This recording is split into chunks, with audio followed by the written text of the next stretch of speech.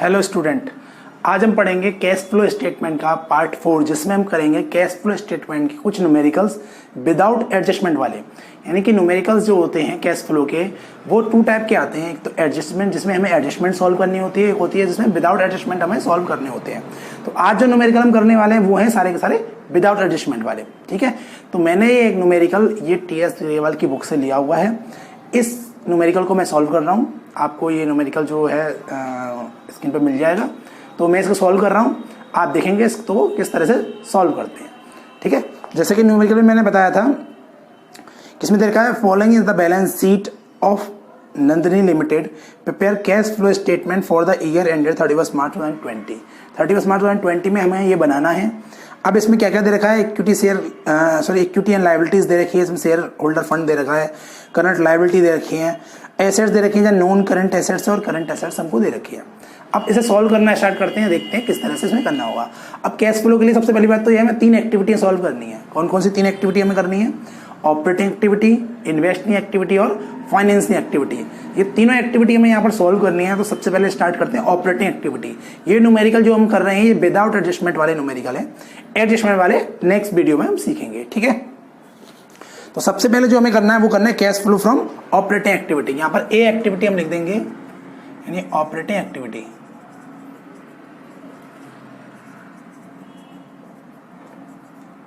ठीक है, सबसे पहले ऑपरेटिंग एक्टिविटी। अब ऑपरेटिंग एक्टिविटी के लिए हमें क्या क्या चीज की रिक्वायरमेंट होती है? ऑपरेटिंग एक्टिविटी सॉल्व करने के लिए सबसे पहले हमें चाहिए प्रॉफिट। तो हमें रिजर्व एंड सरप्लस जो दे रखा है उसमें दे रखा है surplus that is balance in statement of profit and loss account. ये जो इसके नोट्स टू अकाउंट में दे रखा है, तो इसमें दे रखा है हमको करंट ईयर का 2,30,000, प्रीवियस ईयर का 1 लाख। तो 2,30,000 माइनस 1 लाख हमारा हो जाएगा प्रॉफिट। मीन्स यहाँ पर और कोई एडजस्टमेंट है नहीं, तो प्रपोज डिविडेंड टाइप की कोई एडजस्टमेंट नहीं है, तो उनको हम इग्नोर कर देंगे। तो यहां पर लिखेंगे net profit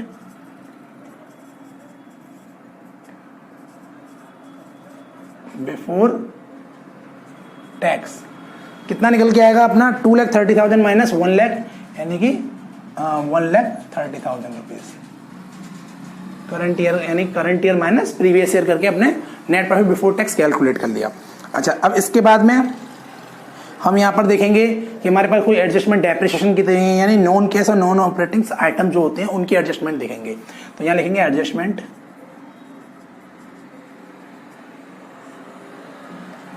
non cash and non operating item कोई होंगे तो उनकी हम यहाँ पर एंट्री कर देंगे। तो यहाँ पर ना तो डेप दे रखी है, ना ही हमें गुडविल दे रखा है, ऐसा कुछ भी हमें इसमें नहीं दे रखा है, ना ही कोई लॉस या कुछ भी है। तो कुछ नहीं है जब हमारे पास, तो ये एडजस्टमेंट यहाँ पर ब्लैंक रहेगी, यानी इसके नीचे हम कोई भी टाइप की एडजस्टमेंट नहीं करेंगे। इसके बाद हमारा क्या निकल के आएगा? यहीं पर जब कोई आइटम ही नहीं है तो ये अमाउंट हम टोटल कर देंगे। तो 1,30,000 सेम टू सेम हमारा निकल के आ जाएगा ऑपरेटिंग प्रॉफिट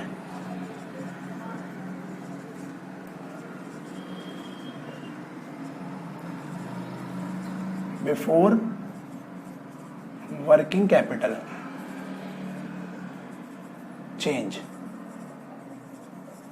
यानी बिफोर वर्किंग कैपिटल चेंज हमारा ऑपरेटिंग प्रॉफिट निकल गया है 1,30,000। इसके बाद वर्किंग कैपिटल का ट्रीटमेंट करेंगे। वर्किंग कैपिटल हमारी क्या होती है? Current assets and current liability. उसके लिए हम क्या करते हैं, यहां पर ऐड करते हैं। क्या क्या चीज ऐड होती है? ऐड होती है increase in current liability and decrease in current assets. जितनी भी करंट लायबिलिटी इंक्रीज हो रही है उनको ऐड किया जाएगा, जितने भी करंट एसेट्स हमारे डिक्रीज हो रही है उनको ऐड किया जाएगा। तो सबसे पहले करंट लायबिलिटी है ना, ट्रेड पेबल। ट्रेड पेबल हमारे प्रीवियस ईयर में 7 लाख थे, करंट ईयर में 4,50,000 हो गए। मींस जो हमारे ट्रेड पेबल्स हैं वो हमारे क्या हुए हैं? इंक्रीज हुए हैं। तो इंक्रीज तो हमारे डिक्रीज हुए हैं। डिक्रीज हुए हैं तो यहाँ पर आएंगे नहीं करंट लायबिलिटी। ठीक है, अब आते हैं करंट एसेट्स पर। करंट एसेट्स में इन्वेंट्री हमारी 8 लाख से 9 लाख, यानी कि ये भी बढ़ गई है, तो ये भी यहाँ पर नहीं आएगी। और ट्रेड रिसीवल 12 लाख से हो गए 11,50,000। हाँ, ये हमारे डिक्रीज हुए हैं। तो 12 लाख से 11,50,000 मीन्स 50,000 रुपीज के ट्रेड रिसीवेबल हमारे डिक्रीज हो गए। तो यहाँ पर आ जाएंगे ट्रेड रिसीवेबल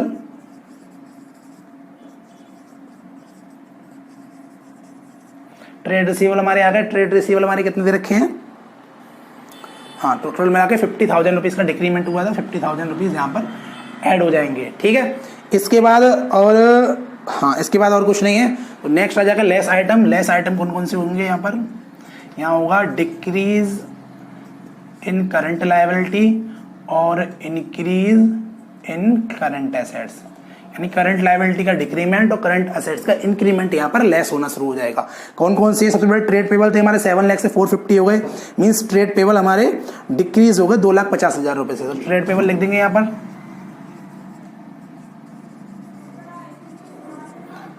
2,50,000 रुपीज से डिक्रीमेंट हुआ है, तो 2,50,000 इसका ब्रैकेट में लिख देंगे, क्योंकि ब्रैकेट में जो वैल्यू लिखी जाती है वो माइनस की वैल्यू ब्रैकेट में लिखी जाती है। ठीक है, इसके बाद ट्रेड पेबल हो गया। ट्रेड पेबल के बाद आता है इन्वेंट्री। इन्वेंट्री इंक्रीज हुई है हमारी, तो 1 लाख रुपीज की इन्वेंट्री आ जाएगी।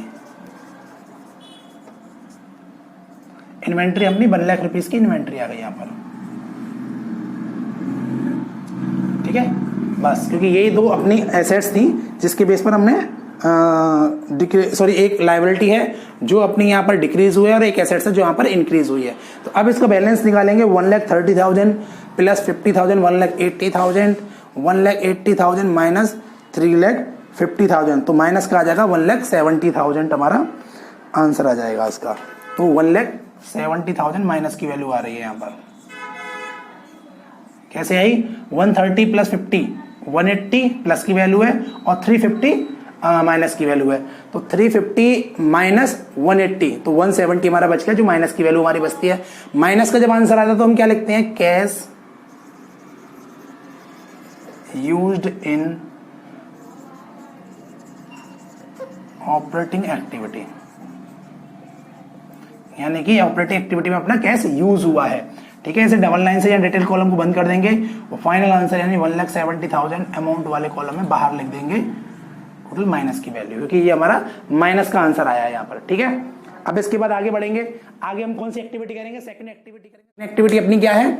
सेकंड स्टार्ट होती है बी एक्टिविटी, इन्वेस्टिंग एक्टिविटी, यानी यहाँ पर बी स्टार्ट करेंगे।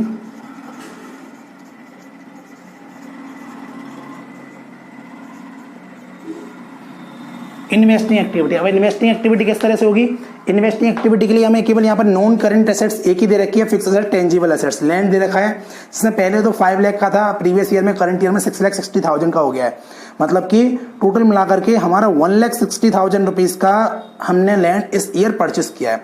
तो लैंड इंक्रीज हुआ है, इसका मतलब ये सीधे सीधे निकल के ये आता है कि हमारा हमने पेमेंट यहाँ पर किया हुआ है। जब लैंड इंक्रीज हुआ है मींस एसेट्स इंक्रीज हो रही है, इसका मतलब सीधा सीधा ये है कि हमने यहाँ पर पेमेंट किया हुआ है। तो पेमेंट किया है तो माइनस की वैल्यू है, यानी payment in purchase of land. Payment for purchase of land. Land purchase करने के लिए हमने यहाँ पेमेंट किया। पेमेंट कितने रुपए किया था?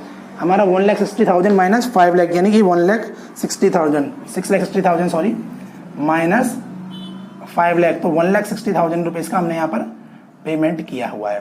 ठीक है, तो ये हमने परचेस किया है, तो ये माइनस की वैल्यू है। और अगर हम यहाँ पर कोई सेल करते हैं तो वो प्लस की वैल्यू होती है। सेल तो हमारे यहाँ कुछ भी नहीं हो, कोई एसेट सेल नहीं हुई, तो बस इतना ही इन्वेस्टिंग एक्टिविटी हमारी यहीं पे एंड हो जाती है। तो इसका भी टोटल हम कर लेते हैं 1,60,000, सीधे बाहर लिख देते हैं 1,60,000 ब्रैकेट में। इसको भी लिखेंगे cash used in investing activity.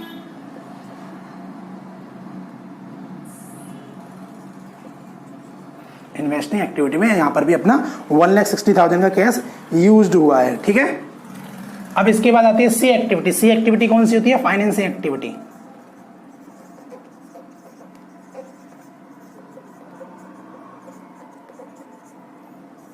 Third activity financing activity हमारी यहाँ पर स्टार्ट हो जाती है। फाइनेंसिंग एक्टिविटी में हम क्या देखते हैं? शेयर कैपिटल देखते हैं और नॉन करंट लायबिलिटी देखते हैं। तो नॉन करंट लायबिलिटी तो यहाँ पर है नहीं, शेयर कैपिटल ही देख लेते हैं। शेयर कैपिटल हमें दे रखी है प्रीवियस ईयर में 20 लाख रुपीज की, और करंट ईयर में जाकर के हो गई 25 लाख रुपीज की।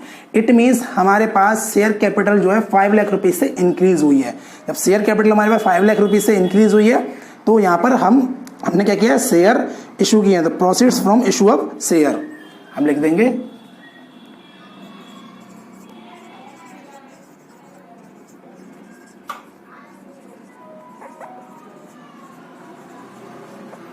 Proceed from issue of share से हमारे पास इतना अमाउंट आ रहा है। कितना अमाउंट आया proceed from issue of share से हमारे पास जो अमाउंट आया है वो निकल कर आया है टोटल मिलाकर के 25 लाख माइनस 20 लाख, तो हमारे पास 5 लाख रुपीज का यहाँ पर आ रहा है, तो हम यहाँ पर लिख देंगे 5 लाख रुपीज। ठीक है, तो इस तरह से ये हो गया अपना। अब इसके बाद में ये देखेंगे यहाँ पर हम चेक करेंगे कि हमारा कितना प्रॉफिट हुआ है या लॉस हुआ है, क्या हुआ है। ठीक है, यानी कि इसमें और तो कोई ट्रांजेक्शन है नहीं। जब और कोई ट्रांजेक्शन नहीं है, इसका मतलब ये है सीधा सीधा कि फाइनेंशियल एक्टिविटी में भी हमारा इनफ्लो हो गया 5 लाख रुपीज का। उन दोनों एक्टिविटी में आउटफ्लो हुआ था क्योंकि माइनस के बैलेंस आ रहे थे, यहाँ इनफ्लो हो गया। तो अब इसका भी टोटल हम कर लेते हैं।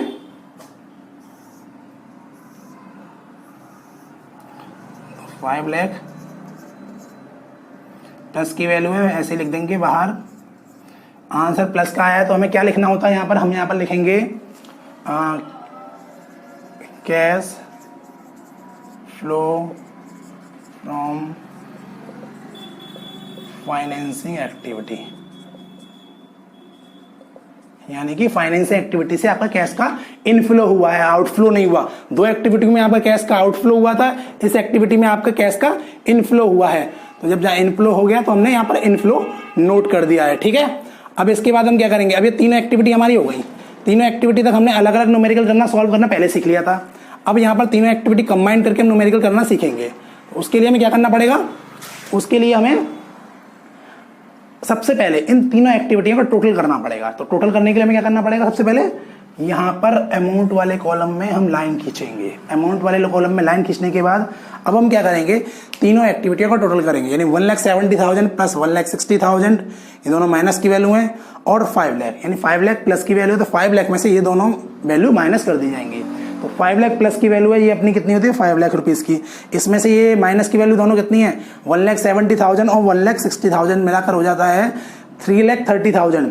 तो 5 लाख माइनस 3,30,000, तो हमारा आंसर निकल के आएगा 1,70,000। वैल्यू किसकी आएगी, प्लस की वैल्यू आएगी। ठीक है, तो हम यहां पे लिख देंगे 1,70,000 रुपीज।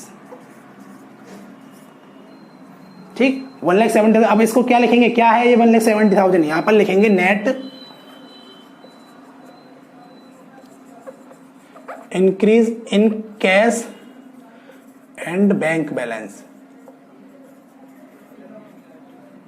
यानी कैश और कैश या कैश इक्विवेलेंट लिख सकते हैं या कैश एंड बैंक बैलेंस लिख सकते हैं। तो इसमें टोटल नेट इंक्रीमेंट हुआ है, किस तरह से हुआ है 1,70,000 प्लस 1,60,000, ये दोनों माइनस की वैल्यू है, आपस में प्लस कर ली 3,30,000 हो गया। प्लस की वैल्यू 5 लाख है, 5 लाख माइनस 3,30,000। तो इसमें से माइनस प्लस करने के बाद हमारी वैल्यू कितनी निकल के आती है, बैलेंस 1,70,000। कैश प्लस की वैल्यू आई है इसलिए कैश इंक्रीज हुआ है, माइनस की वैल्यू आती है तो कैश डिक्रीज हो जाता है यहाँ पर। ठीक है, अब इसके बाद आगे हम क्या करेंगे, आगे हमें लिखना पड़ेगा यहाँ पर, अब हमें आंसर चेक करना है कि हमारा कैश फ्लो सही है या नहीं। उसके लिए हम क्या करेंगे, ये देखेंगे कैश एंड बैंक बैलेंस हमारा बिगिनिंग में कितना है और क्लोजिंग में कितना है। सबसे पहले cash and cash balance beginning का देखेंगे, 3 लाख रुपीज दे रखा है। तो अब हम क्या करेंगे, बिगिनिंग के कैश और कैश इक्विवेलेंट को यहाँ पर ऐड कर देंगे। तो लिखेंगे यहाँ पर add cash and bank balance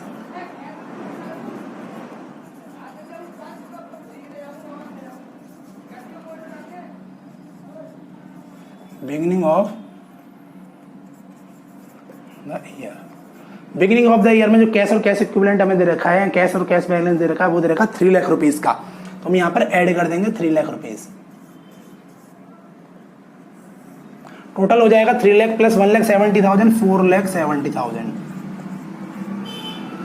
ठीक है, अब 4,70,000 हमारा लास्ट बैलेंस आ गया। अब ये क्या है, ये जो है ये हमारा 4,70,000 हमारे कैश एंड कैश इक्विवेलेंट या कैश और बैंक बैलेंस का जो लास्ट करंट ईयर का बैलेंस है 31 मार्च 2020 का, उससे मैच करना चाहिए। अगर उससे मैच करेगा तो ये आंसर हमारा बिल्कुल करेक्ट है।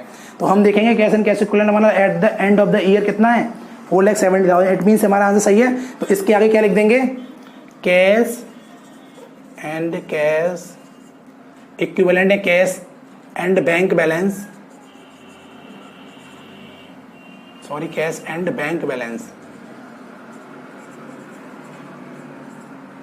At the end of the year, यानी कि ईयर के एंड में कैश और बैंक बैलेंस अपना 4,70,000 है और आंसर के अकॉर्डिंग अपना 4,70,000 निकल के आ गया। इट मींस जो हमने ये न्यूमेरिकल किया ये बिल्कुल करेक्ट है। ठीक है, तो आपको ये सब समझ में आ गया होगा किस तरह से हम करते हैं। जब विदाउट एडजस्टमेंट वाले न्यूमेरिकल हैं तो उसको किस तरह से हम सॉल्व करेंगे, और एडजस्टमेंट वाले न्यूमेरिकल हम नेक्स्ट वीडियो में करना सीखेंगे। तो आज के लिए इतना ही, थैंक यू।